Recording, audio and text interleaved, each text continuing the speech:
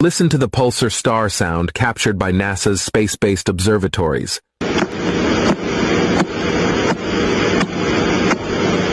What does it sound like? Isn't it just like knocking on a door? The interesting part is that this star is mentioned in the Noble Quran with the name Tariq.